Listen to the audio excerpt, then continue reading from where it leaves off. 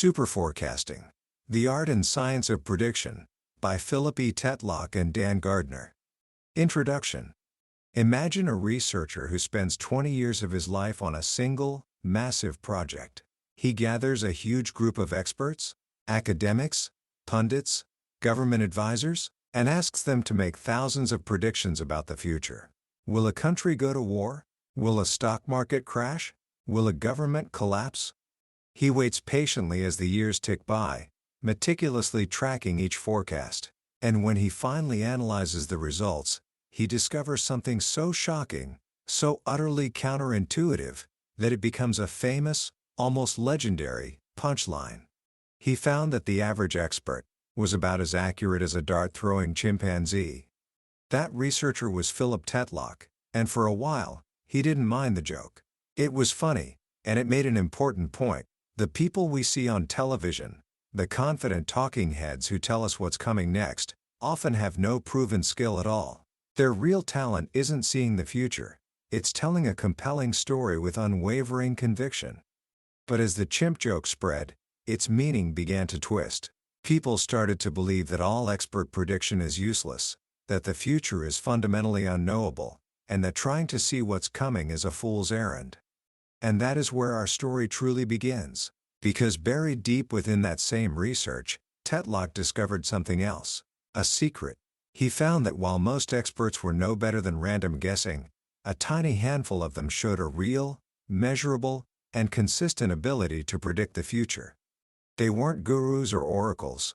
They didn't have access to classified information. They were just different. They thought differently.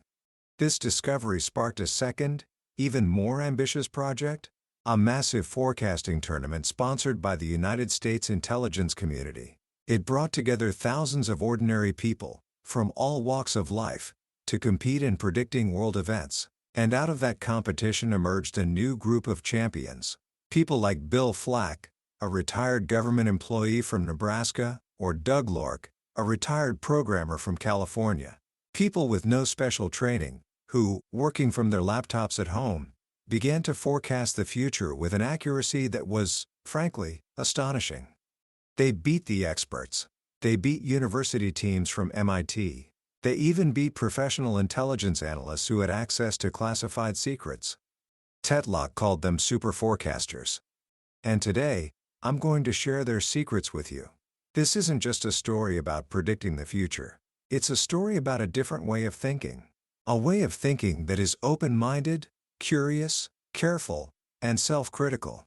By the end of our time together, you will understand what separates the vague guesses of pundits from the calibrated judgments of superforecasters. And more importantly, you will see that this skill is not a magical gift. It is something that can be learned. It is a way of thinking that you can cultivate in your own life, starting today. Book summary. To understand how truly revolutionary the idea of superforecasting is, we first have to appreciate why most of us, including the so-called experts, are so bad at it. For centuries, the world of prediction has looked a lot like the world of medicine before science took hold. Imagine the history of medicine. For thousands of years, you had charismatic figures like Galen, the physician to Roman emperors, who was completely certain of his own genius. He once wrote of a treatment he used: "All who drink of this treatment recover in a short time, except those whom it does not help, who all die." It is obvious, therefore, that it fails only in incurable cases. Think about that logic for a moment. If the patient gets better, my treatment worked. If the patient dies, the case was incurable. It's a perfect, self-sealing loop of logic that makes it impossible to ever be wrong. And for over 1,000 years, this was the state of medicine. It was filled with brilliant, confident men who had a profound trust in their own judgment. But they lacked one crucial ingredient: doubt. The world of forecasting has been stuck in a similar dark age. We have our own modern-day Galens, the celebrity pundits who speak with absolute certainty, tell compelling stories, and are never held accountable for their track records. We listen to them because our brains are wired to crave certainty. We are uncomfortable with maybe. As the psychologist Amos Tversky once joked, most people only have 3 settings on their mental probability dial: gonna happen, not gonna happen, and maybe. The problem is, reality doesn't work that way. The future is almost never a yes or a no. It's almost always a maybe. And the art of forecasting lies in being able to distinguish between a 60% maybe and a 40% maybe, or a 75% maybe and an 80% maybe. This is the first secret of the superforecaster. They have thrown out the 3-setting dial and replaced it with a finely graded continuum of uncertainty. They are probabilistic thinkers. When President Obama was trying to decide whether to launch the raid on the compound in Pakistan, he listened to his intelligence advisors give him a range of probabilities, from 30% to 95%, that Osama bin Laden was actually there. According to one account, his response was to say, "This is 50-50, a flip of the coin." He collapsed all that nuance back into a simple maybe. A superforecaster would never do that. They understand that those small differences, the gap between 60% and 70% question mark, are where the real insight lies. That's the space where good judgment lives. They embrace uncertainty, not as a sign of confusion, but as a fundamental feature of reality. So, how do they navigate this uncertain world? This brings us to the second key difference between superforecasters and the rest of us. It has to do with two creatures from a scrap of ancient Greek poetry, the hedgehog and the fox. The philosopher Isaiah Berlin once wrote an essay dividing the world's great thinkers into two categories, based on a line from the poet Archilochus: "The fox knows many things, but the hedgehog knows one big thing." Hedgehogs are the people with a big idea. They see the world through the lens of a single, overarching theory. They might be free market fundamentalists or socialists, environmental doomsters or cornucopian boomsters. Whatever their ideology, they apply it to every problem they encounter. They are confident, decisive, and they tell tight, simple stories. They are the darlings of the media. And according to Tetlock's research, they are terrible forecasters. Their big idea acts like a pair of tinted glasses that distorts everything they see. When new information comes in, it either fits their theory and confirms their beliefs, or it doesn't fit and is dismissed as noise. As a result, they are often stubbornly, confidently wrong. And here's the kicker. Tetlock found that the more famous an expert was, the less accurate they were. Why? Because the media loves hedgehogs. Foxes, on the other hand, are the opposite. They are eclectic. They draw on many different tools and ideas depending on the problem. They gather information from as many sources as they can. They are not committed to a single grand narrative. Their thinking is full of howevers, buts, and on the other hands. They are comfortable with complexity and nuance. They readily admit when they are wrong and change their minds. And Tetlock found that these foxes were the ones with real, modest foresight. They were the ones who beat the chimp. Superforecasters are the ultimate foxes. They have what Tetlock calls a dragonfly eye. A dragonfly's eye isn't a single lens. It's a bulging sphere covered with thousands of tiny lenses, each one giving it a slightly different perspective. All that information flows into its brain and is synthesized into a single, superbly clear image. That's how a superforecaster thinks. They don't just have one view on a problem. They actively seek out many. This leads us to one of their most powerful mental habits. When faced with a new question, say, how likely is it that the Renzetti family has a pet? Most of us would start by looking at the specific details. Frank Renzetti is a bookkeeper. Mary works at a daycare. They have one 5-year-old son. We'd start building a story. This is what Daniel Kahneman calls the inside view. A superforecaster does the opposite. They start with the outside view. Before looking at any details about the Renzettis, they would ask a simple question. What percentage of American households own a pet? That number, which turns out to be about 62%, is called the base rate. That becomes their starting point, their initial anchor. Then, and only then, do they turn to the inside view, the details about the family, and use that information to adjust the number up or down.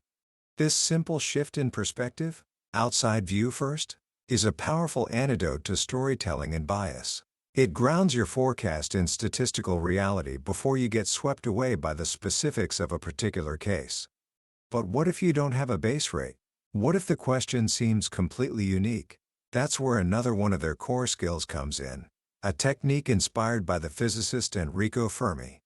Fermi was famous for being able to make surprisingly accurate estimates for questions that seemed impossible to answer, like how many piano tuners are there in Chicago. Most people would just throw out a wild guess, but Fermi would break the problem down into a series of smaller, more manageable questions. For example, 1. How many people live in Chicago? 2. On average, how many people are in a household? 3. What percentage of households own a piano? 4. How often does a piano need to be tuned? 5. How long does it take to tune one piano? 6.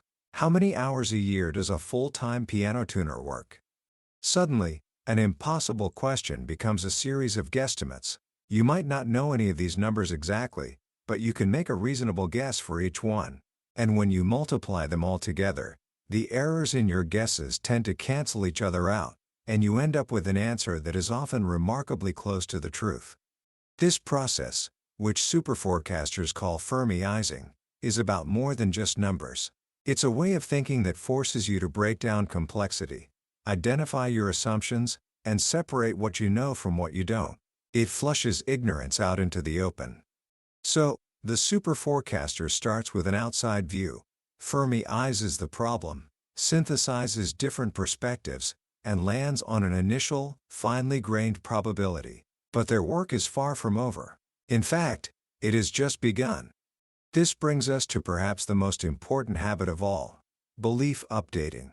A forecast isn't a one-time event. It's a living judgment that must be adjusted as new information comes in. The legendary economist John Maynard Keynes is often quoted as saying, "When the facts change, I change my mind." What do, sir? Superforecasters live by this creed. They are constantly monitoring the news, looking for signals that suggest their forecast might be off. But this isn't a simple, mechanical process. It's a delicate balancing act. The author describes it as navigating between Scylla and Charybdis, the two sea monsters from Greek mythology. On one side, you have the danger of underreaction. This is when you're too attached to your initial belief and you dismiss new evidence that contradicts it. This is the trap of belief perseverance, where our identities and egos get tangled up in our judgments, making it hard to admit we were wrong. On the other side, you have the danger of overreaction. This is when you see a single piece of new information, a news headline, a rumor, and you drastically change your forecast, forgetting all the solid reasoning that went into your initial judgment. So how do superforecasters navigate between these two dangers? The data from the tournament revealed a clear pattern. They update more often, but in smaller increments. Think of it like steering a large ship. You don't wait for it to drift way off course before yanking the wheel hard over. You make constant, tiny adjustments to the rudder to keep it on a steady heading. Each new piece of information is like a tiny nudge on that rudder. Does this new fact increase the probability from 65% to 68%? Or does it decrease it from 45% to 42%? This process is the essence of what is known as Bayesian updating. You gradually get closer to the truth by constantly adjusting your prior beliefs in proportion to the weight of new evidence.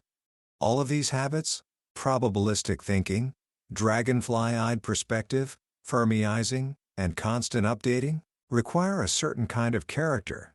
And this is the final, and perhaps most profound, secret of the superforecasters. It's not that they are geniuses.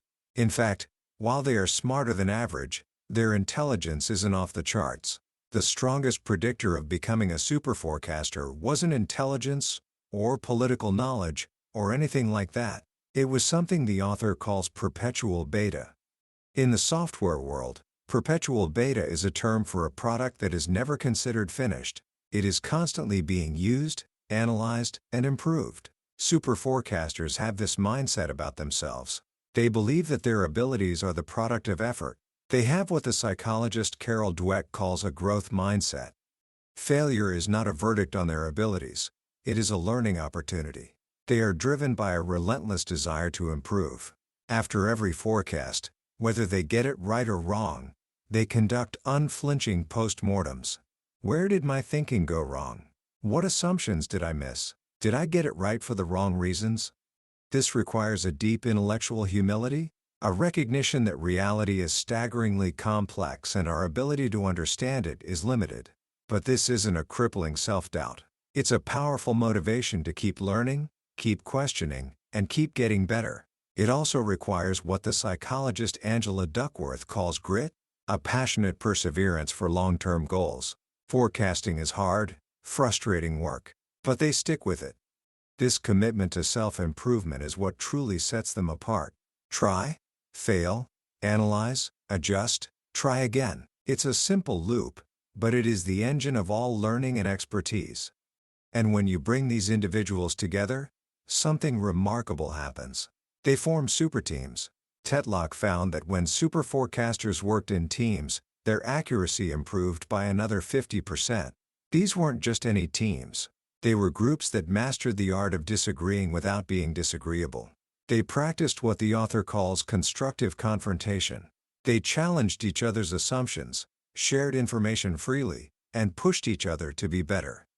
These superteams became so accurate that they consistently beat prediction markets, which many economists consider the gold standard for aggregating information.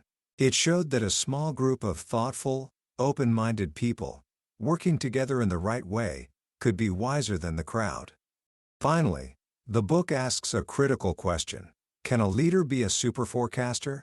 After all, leaders are expected to be confident, decisive, and visionary. How can you be all those things while also being humble, cautious, and probabilistic? The answer lies in a concept from the 19th century Prussian military called Auftragstaktik, or mission command. The idea is simple. A leader should tell their subordinates what to achieve, but not how to achieve it. This empowers those on the front lines to use their own judgment and adapt to the unpredictable fog of war. A true leader, in this model, does two things. First, during the deliberation phase, they act like a fox. They encourage debate, welcome skepticism, and synthesize many different perspectives. But once a decision is made, they switch modes. During the implementation phase, they act like a hedgehog. They commit wholly, project confidence, and drive the team forward with unwavering determination. They understand, as General Eisenhower once said, that plans are useless, but planning is indispensable. This is the leader's balancing act, to be intellectually humble, but behaviorally decisive. Commentary. So, what do we take away from all this? For me, the most powerful message of superforecasting is a profoundly hopeful one. Foresight is not a mystical gift, it is a skill. It is the product of a particular way of thinking, and it is a way of thinking that anyone can learn. It's easy to feel intimidated by the math and the jargon, Bayesian updating, Breyer scores, probabilistic thinking. But at its heart, the wisdom of the superforecasters is simple and timeless. It's about being curious, not dogmatic. It's about being humble, not arrogant. It's about being more interested in understanding reality than in confirming your own biases. It's about seeing your beliefs not as treasures to be guarded, but as hypotheses to be tested. In a world that seems to reward loud, confident voices, this book is a quiet celebration of a different kind of strength. It is the strength of the person who is willing to say, "I'm not sure." The person who is willing to change their mind. The person who understands that true wisdom lies not in knowing everything, but in recognizing the vastness of your own ignorance. How can you start applying this in your own life? Let me offer 3 simple practices. First, the next time you have a strong opinion about how something will turn out, an election, a sports game, a project at school, try to put a number on it. Don't just say, "I think this will happen."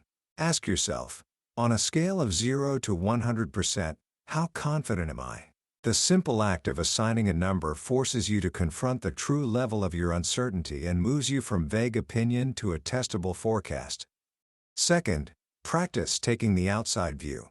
Before you dive into the specifics of a decision, ask yourself, how often do things of this sort happen in situations of this sort? Whether you're estimating how long it will take to finish your homework or how likely you are to get a job offer, starting with the base rate will give you a much more realistic anchor for your judgment. And third, become an active open-mindedness practitioner. Don't just be passively open to new ideas. Actively seek them out. If you believe strongly in one side of an argument, make it a habit to read the smartest person who holds the opposite view. Try to understand their argument so well that you could explain it to their satisfaction. This is the essence of dragonfly-eyed thinking. That was a summary of Superforecasting, The Art and Science of Prediction, by Philip E. Tetlock and Dan Gardner. We've journeyed through the core ideas today, but I'll be honest with you, a summary can only take you so far. The real magic happens when you read the book yourself. It's in the quiet moments, when a particular story or a simple phrase resonates with you in a way you didn't expect. This summary is designed to help you decide if this book is worth your time. If anything we've talked about today has sparked your curiosity, I truly encourage you to grab a copy. Reading it isn't just about learning, it's an experience that can genuinely change the way you think about thinking itself. A link to the book is in the description. Also, if you found this summary valuable, please hit that like button and subscribe to the channel so you don't miss our next journey into another life-changing book on the billionaire's bookshelf. Your support helps us continue to bring these powerful ideas to more people. Let's keep growing together.